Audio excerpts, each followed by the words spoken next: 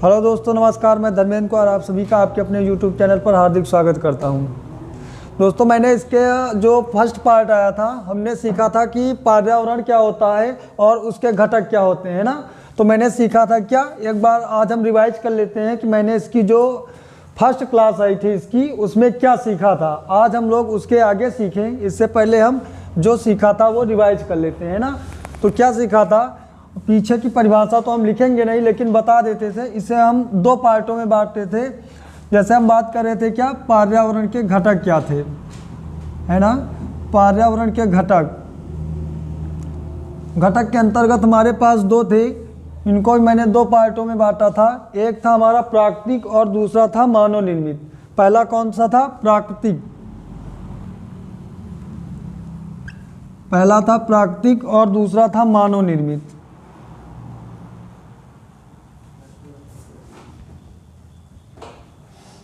यही दोनों थे। पहला था हमारा कौन सा, प्राकृतिक, और दूसरा मानव निर्मित। यानी प्राकृतिक में कौन से आते थे, जिन्हें प्रकृति ने बनाया हो, ठीक है, और प्रकृति ने बनाया हो। और मानव निर्मित में कौन से आते थे, जिन्हें मानव ने अपनी आवश्यकताओं की पूर्ति के लिए बनाया हो, ठीक है। और ये भी, अगर प्राकृतिक की भी बात करें तो ये भी दो प्रकार के थे। एक ऐसा था जो सजीव के अंतर्गत आते हैं, और दूसरे जो होते हैं वो निर्जीव के अंतर्गत आते हैं। यानी इसे हम दो पार्टों में फिर बांट सकते हैं। पहला हमारा कौन सा था, सजीव। सजीव को हम कह सकते हैं क्या, जैविक। जैविक हो गए। और जो दूसरा हमारे पास था, इसे हम लोग क्या कह देते हैं, अजैविक।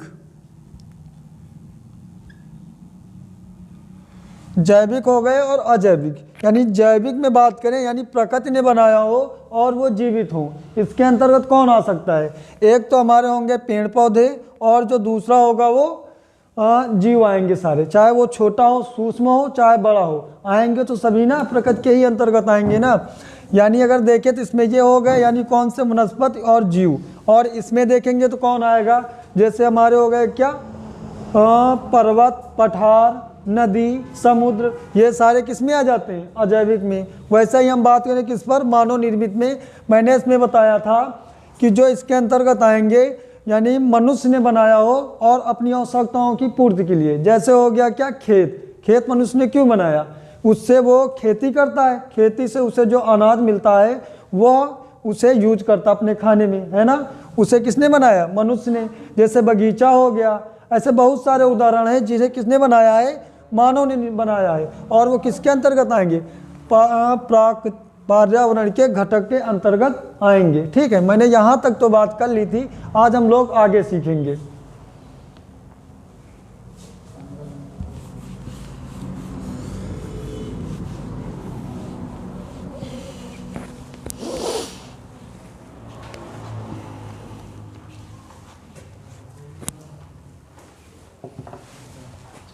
आज हम लोग देखेंगे पारिस्थितिकी क्या होता है।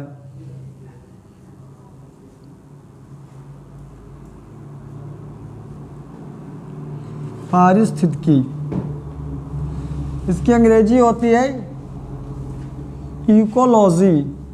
इकोलॉजी,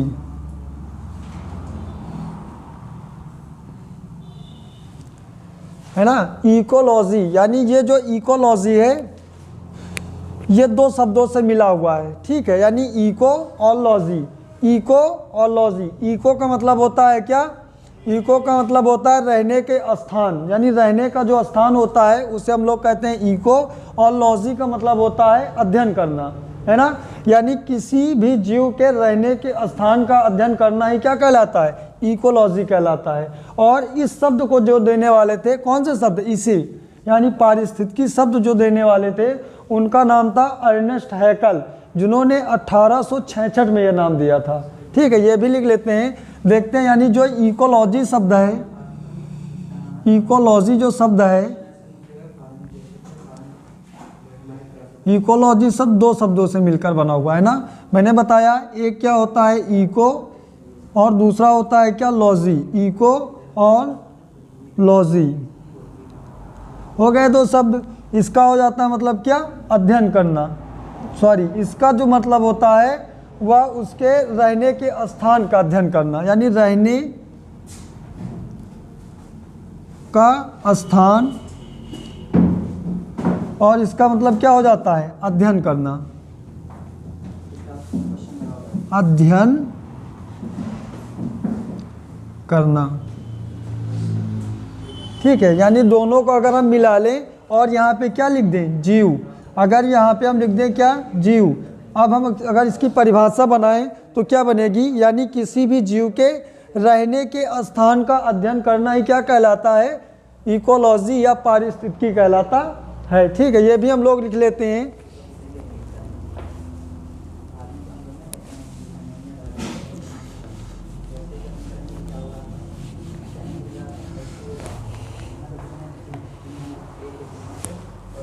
पारिस्थितिकी की अंग्रेजी पारिस्थितिकी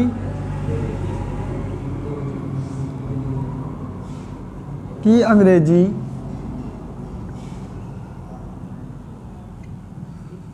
पारिस्थितिकी की अंग्रेजी इकोलॉजी है, जो ग्रीक भाषा के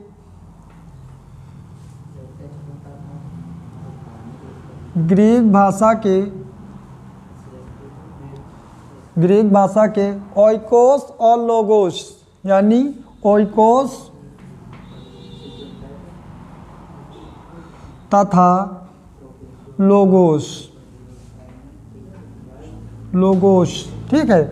ओइकोस और लोगोस दो शब्दों से मिलकर बना है।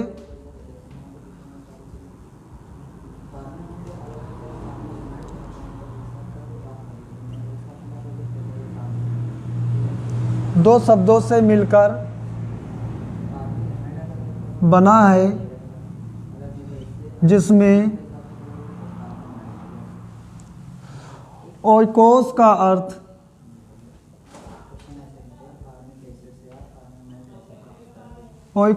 अर्थ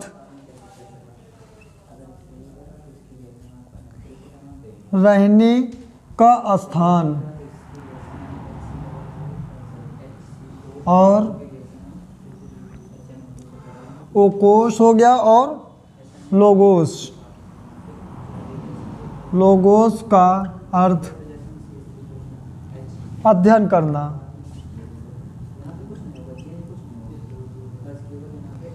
अध्ययन करना होता है, ठीक है। अगर इस विभाव से अगर हम इसकी क्या करें, परिभाषा निकालें तो क्या होगी? अगर हम आगे लिखें तो इसकी परिभाषा अब हम क्या लिख सकते हैं? अर्थात किसी भी जीव के रहने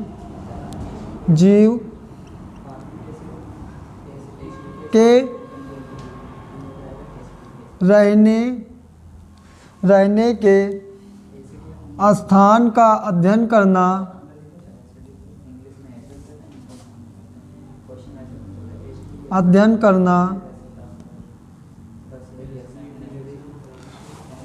अर्थात किसी भी जीव के रहने के स्थान का अध्ययन करना ही पारिस्थितिकी कहलाता है। पारिस्थितिकी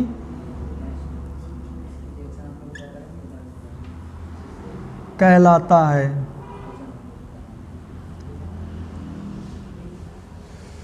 पारिस्थितिकी शब्द का प्रयोग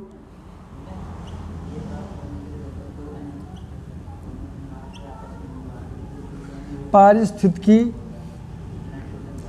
शब्द का प्रयोग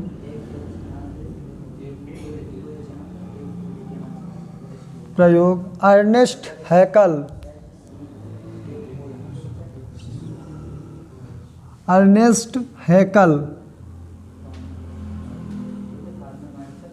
हैकल महोदय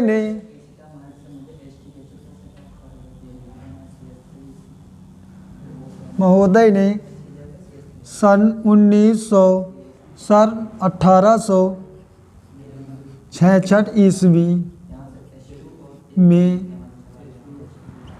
किया था, ठीक है।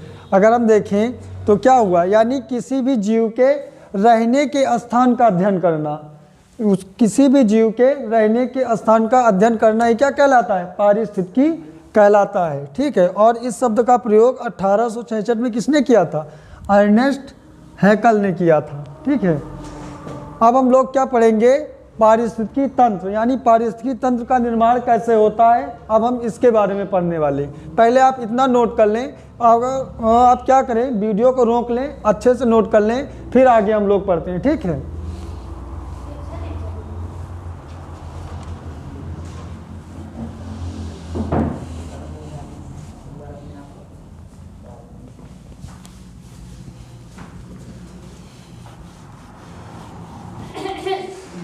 अब हम लोग पढ़ने वाले हैं क्या, पारिस्थितिकी तंत्र के बारे में। जैसे आप लोगों ने देखा होगा, जब बहुत सारी हड्डियां आपस में मिलती हैं तो हम लोग क्या कहते हैं, कंकाल तंत्र। समझ में आया, यानी अगर हड्डियों का एक ढांचा बन के तैयार हो जाए तो हम लोग क्या कहते हैं, कंकाल तंत्र। उसी तरह इसमें भी क्या होता है कि कई चीज़ें आपस में मिल जाएं, वो भी किससे संबंधित हो, पारिस्थितिकी से अगर संबंधित हो, और कई सारी मिल जाएं, और जब वो मिलकर एक क्या हो, एक समूह का निर्माण कर जाएं, तो उसे हम लोग कहते हैं तंत्र। ठीक है, और इसमें क्या क्या शामिल होगा, जैसे हम कहते हैं उसकी प्रकृति, यानी कोई जीव है उसकी प्रकृति कैसी है, उसकी यानी बनावट कैसी है, और वह किसी जहाँ पर वो रहता है ना, किस तरह से रहता है, उसकी बनावट कैसी हो गई। एक दूसरा कह दें कि वो उसमें किस तरह से सर्वाइव कर रहा है। इन सबको आपस में मिला लें तो क्या हो जाएगा, तंत्र। ठीक है, तो इसमें दो शब्द हमें मिलते हैं, एक मिलता है क्या, पर्यावास, और दूसरा मिलता है निकेत। तो हम इसकी डिफिनेशन लिखने से पहले क्या करें, उन दोनों शब्दों के बारे में जान लें, और जान लें फिर हम क्या करते हैं, इसकी डिफिनेशन लिखते हैं, ताकि जब हम डिफिनेशन लिखें तो आपको किसी भी प्रकार का कन्फ्यूजन ना होने पाए। ठीक है, तो हम बात कर लेते हैं पहले किसके, पर्यावास की, फिर हम लोग बात करेंगे निकेत की। दोनों के बारे में अच्छे से जान लें, फिर हम इसकी परिभाषा लिखेंगे, तब हमें ये बहुत बेहतर समझ में आएगा।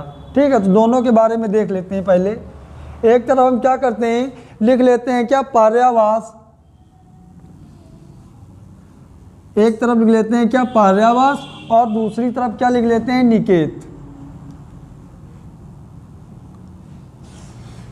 इसको देखकर ही पता चल रहा है अंत में क्या जुड़ा हुआ है, वास। क्या जुड़ा हुआ है, वास, और वास का मतलब ही होता है क्या, निवास, यानी किसी भी जीव के रहने का स्थान। समझ रहे हो, रहने का स्थान और प्रकृति दो का अध्ययन अगर हम करें तो किस में आएगा, पर्यावास में। लेकिन उसमें उसकी क्षमता क्या है, जैसे मछली हो गई, मछली अगर पानी में रहेगी तो क्या होगा, वो अच्छे से, यानी जितना बेहतर वो कार्य कर सकती है उतना हम लोग नहीं कर सकते, है ना। वैसे ही अगर उसे बाहर कर दिया जाए तो वो वैसा कार्य नहीं कर पाएगी जैसे वो पानी में करती है ना। तो क्या होगा, निकेत के अंतर्गत हम किसी भी जीव के कार्य करने की क्षमता का अध्ययन करते हैं। किसके, अगर निकेत में क्या करते हैं, किसी भी जीव के कार्य करने की क्षमता का अध्ययन करते हैं, तो हम उसे क्या कहते हैं, निकेत, यानी कह सकते हैं क्या, कार्य करने की क्षमता। कार्य करने की क्षमता क्या होती है, निकेत होती है। एक हो गया क्या, पर्यावास में अगर लिखे तो क्या, पर्यावास को हम लोग क्या कहते हैं, आवास, यानी क्या कह सकते हैं, आवास। कहने का मतलब ये हो गया कि जीव के रहने के स्थान का अध्ययन करना ही क्या कहलाएगा, जीव के रहने के स्थान का अध्ययन। ठीक है, अध्ययन है ना। इस व्यवहार पर अगर हम देखें तो क्या होगा, यानी जीव के रहने के स्थान और उसके कार्य करने की क्षमता का अध्ययन करना ही क्या कहलाएगा, पारिस्थितिकी तंत्र कहलाएगा। ठीक है,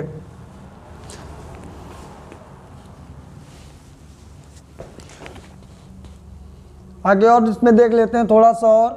अगर हम देखें, बात करें आवास की, बात करें, आवास होता क्या है, जैसे आवास की बात करें तो होता है जैसे शेर हो गया, है ना, जंगली कुत्ता हो गया, हाथी हो गया। आप इनको देखोगे तो इनका आवास एक होता है। ये कहाँ पर पाए जाते हैं, जंगल में पाए जाते हैं। जैसे हमारे पास क्या हो गया, शेर हो गया, शेर कह ले, अगर कह ले क्या, जंगली कुत्ता कह लेते हैं, ठीक है, यानी जंगली कुत्ता।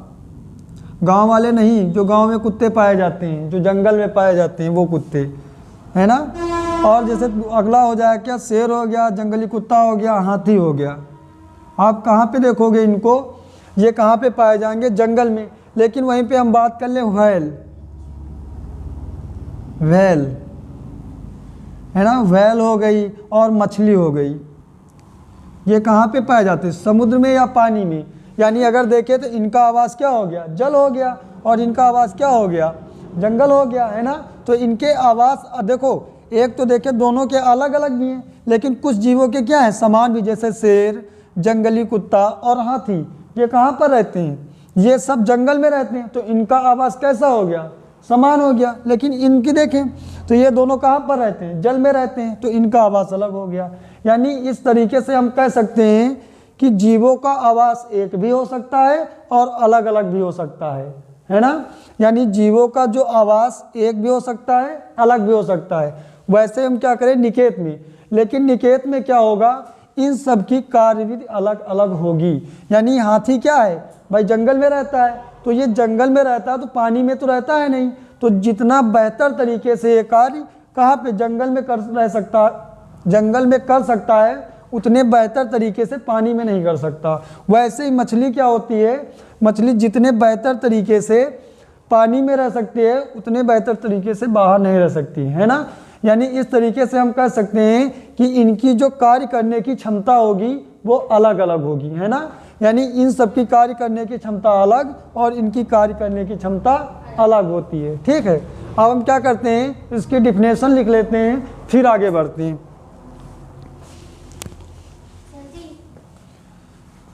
हाँ, निकेत का मतलब क्या होता है, क्या निखित, निकेत निकेत है मतलब कार्य करने की क्षमता। निकेत कर, और इसमें अंतर दिखा रहे क्या, अंतर यानी पर्यावास क्या होता है और निकेत क्या होता है, नहीं लिखा है आपने, तो नहीं लिखा है तो लिख लेना।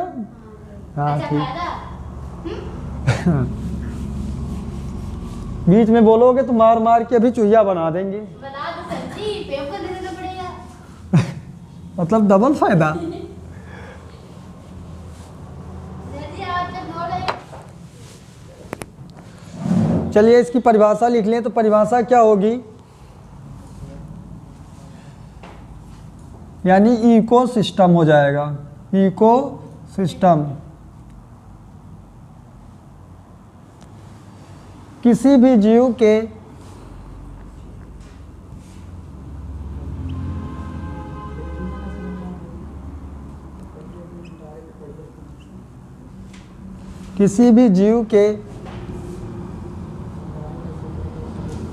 रहने के स्थान के साथ साथ उसके कार्य करने की क्षमता का अध्ययन करना, कार्य करने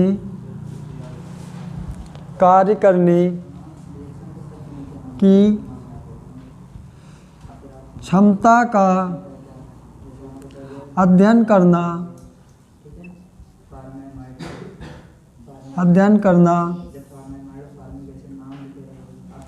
करना ही पारिस्थितिकी कहलाता है, पारिस्थितिकी तंत्र कहलाता है, पारिस्थितिकी तंत्र कहलाता है, तंत्र कहलाता है, पारिस्थितिकी तंत्र कहलाता है। इस शब्द का प्रयोग सर्वप्रथम, यानी किस शब्द का प्रयोग, पारिस्थितिकी तंत्र शब्द का प्रयोग, इस शब्द का प्रयोग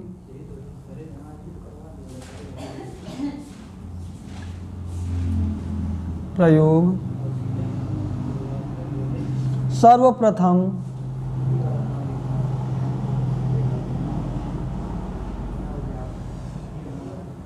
सन 1935 में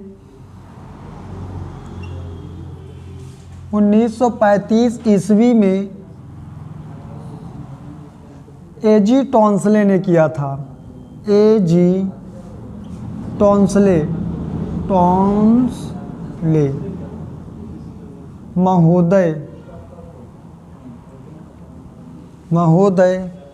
ने किया था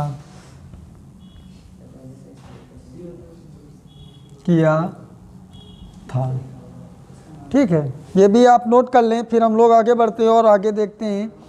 और आगे हम बढ़ेंगे तो अध्ययन करेंगे क्या, पारिस्थितिकी के प्रकार के अध्ययन करेंगे। आप वीडियो रोक लें और इसे अच्छे से नोट कर लें। फिर हम लोग देखते हैं कि पारिस्थितिकी तंत्र को कितने प्रकारों में बांटा गया है। ठीक है, तो हम बात करेंगे किस पर, पारिस्थितिकी के प्रकार पर बात करेंगे।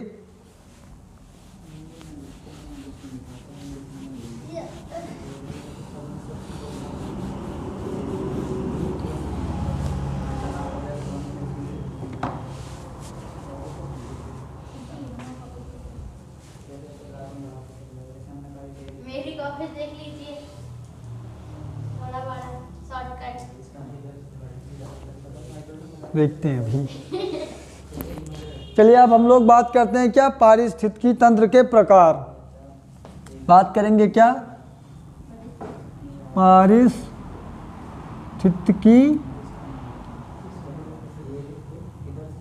तंत्र के प्रकार।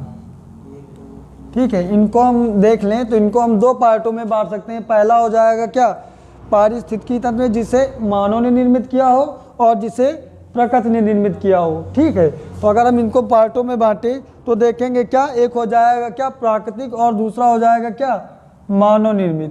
पहला हो जाएगा क्या प्राकृतिक और दूसरा हो गया क्या मानव निर्मित। क्या हो जाएगा, प्राकृतिक और दूसरा हो जाएगा क्या मानव निर्मित। प्राकृतिक हो गया और मानव निर्मित,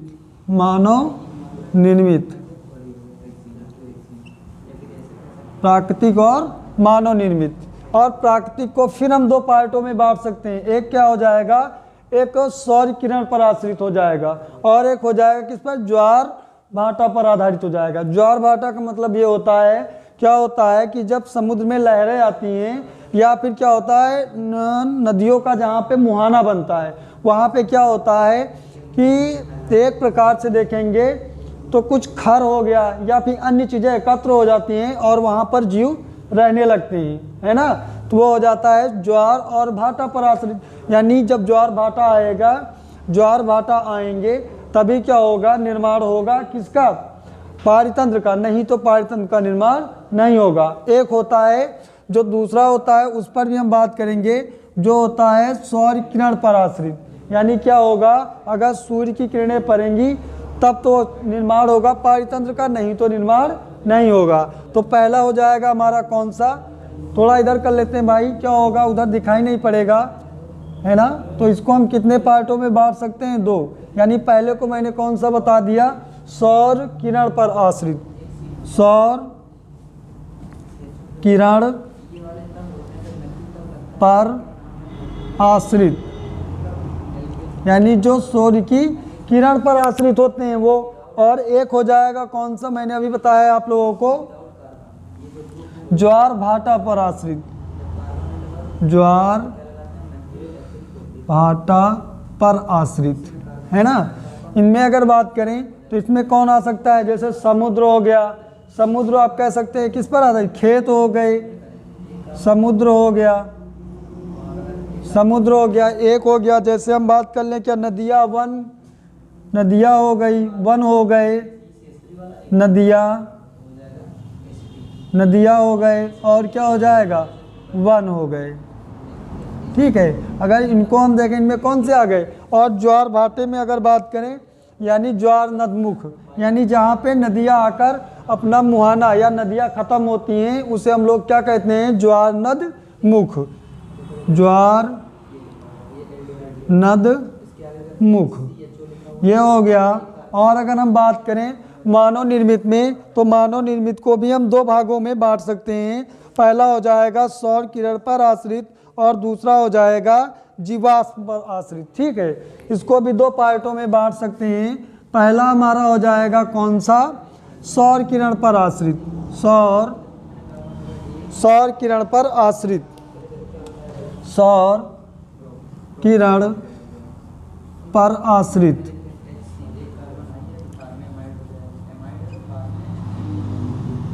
सौर किरण पर आश्रित। और दूसरा हो जाएगा क्या, वैकल्पिक ऊर्जा पर आश्रित।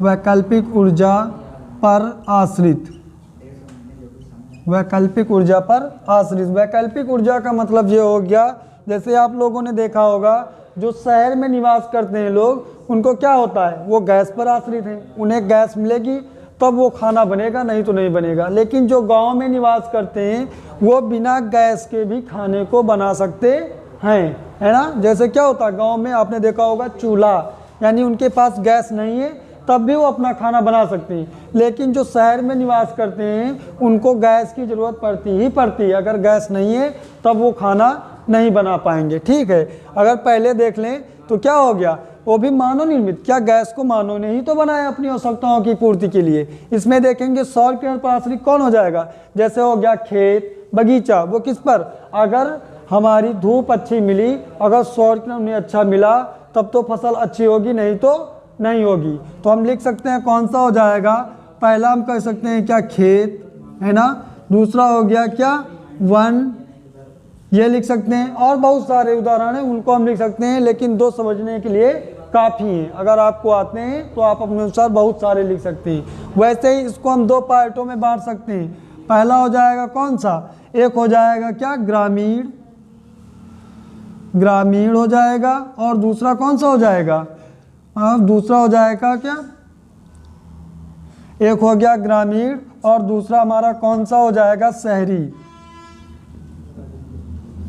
है ना, शहरी। यानी इनको भी दो पार्टों में हमने बांट लिया, आप देख सकते हैं। और इन्हें अच्छे से नोट कर लीजिए, जब हमारी अगली क्लास आएगी तब इनको हम क्या करेंगे, एक एक को डिफाइन करेंगे और बेहतर तरीके से समझेंगे। यानी पारिस्थितिकी के प्रकार कितने हो गए, दो। एक हो गया प्राकृतिक, जिन्हें प्राकृतिक का मतलब ये हो गया जिन्हें प्रकृति ने बनाया हो। ठीक है, एक हो गया मानव निर्मित, इसका मतलब ये हो गया जिनको मानव ने अपनी आवश्यकताओं की पूर्ति के लिए बनाया हो। ठीक है, इसमें क्या हो गया, पहला सौर किरण पर आश्रित, यानी ये जितने भी होते हैं ये सौर की किरण पर आश्रित होते हैं। जैसे क्या हो गया समुद्र, नदियाँ, वन, यानी इसमें जो जीव पाए जाते हैं वो किस पर आधारित हैं, सौर की किरण पर। और अगर बात करें ज्वार भाटा पर आश्रित होते हैं, वो कौन कौन से, ज्वार नदमुख, यानी नदियाँ जहाँ पर आकर समाप्त होती हैं वहाँ पर क्या होता है, जो अपने साथ वो बहाकर लाती हैं खर पतवार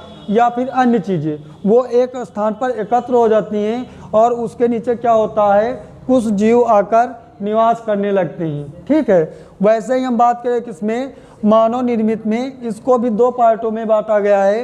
पहला हो गया क्या, सौर किरण पर आश्रित, और दूसरा हो जाएगा वैकल्पिक ऊर्जा पर आश्रित। यानी क्या होगा, लेकिन उसे मानव ने निर्मित किया हो। आप ही बता दीजिए, क्या खेत को मानव ने अपनी आवश्यकता के लिए नहीं बनाया है, क्या जो वन होते हैं, वन वो नहीं जो प्राकृतिक होते हैं, वो जो मानव खुद अपनी आवश्यकताओं की पूर्ति के लिए तैयार करता है। अगर इनमें बात करें वैकल्पिक ऊर्जा पर आश्रित, पहला हो जाएगा ग्रामीण।